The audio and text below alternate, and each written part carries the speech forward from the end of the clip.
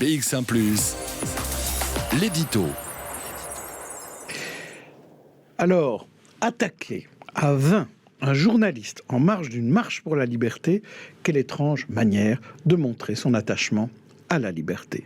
Dimanche, le journaliste de l'RTBF, Éric Bévert, rejoignait une équipe de reportage du JT au parc du Cinquantenaire. Quand reconnu malgré son masque ou à cause de son masque, il a été pris à partie par de jeunes manifestants. Je dis jeunes car c'est ce qui ressort d'une vidéo témoignage de l'altercation. Le journaliste est directement interpellé, qualifié de valet du pouvoir et d'autres critiques véhémentes contre son travail et le média qu'il représente. Il essaye de calmer les plus excités, il recule devant l'attroupement autour de lui, mais rien n'y fait. Les cris et insultes se multiplient, des collabos pleuvent. Un des manifestants sort son spray au poivre et l'en asperge. À ce moment, d'autres personnes s'interposent et arrivent à exfiltrer Bévert de ce mauvais pas. Là, je n'ai plus rien vu, plus rien compris, explique le journaliste. Je cherchais à tâtons, me cognant sur les arbres. Guidé par certains manifestants plus raisonnables, Bévert se rendra donc aux urgences de l'hôpital Saint-Michel où un ophtalmo l'examinera. L'incident a été rapporté très vite dans les médias. La RTBF a annoncé qu'elle saisira la justice. Les médias dans leur ensemble ont marqué leur soutien et la ministre des Médias, Bénédicte Linard, a promis des mesures de protection.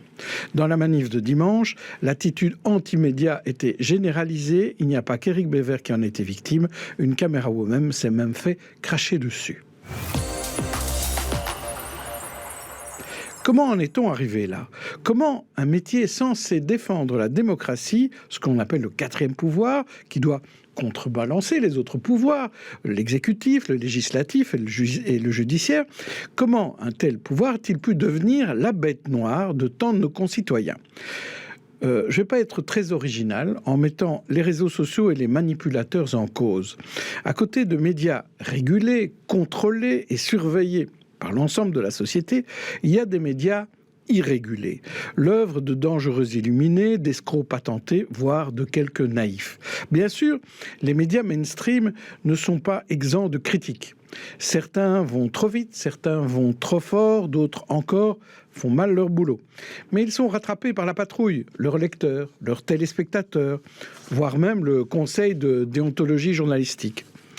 Et même parfois par la justice. Ils doivent se remettre continuellement en question, ce qui n'est pas le cas des irrégulés, puisqu'ils détiennent la vérité. Pas la peine de laisser la place au doute, pas la peine de laisser la place à l'interrogation, puisque tout est simple, tout est carré.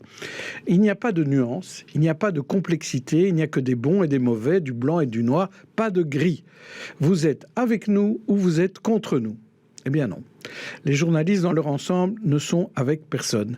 Ils sont là pour rapporter des faits et des idées et remettre dans le contexte, avec honnêteté et correction, c'est-à-dire sans choisir ce qui les arrange et dédaigner ce qui les embête, et sans ce contrepoint qui contrebalance les autorités publiques et les autorités privées, il n'y a pas de société juste et équilibrée.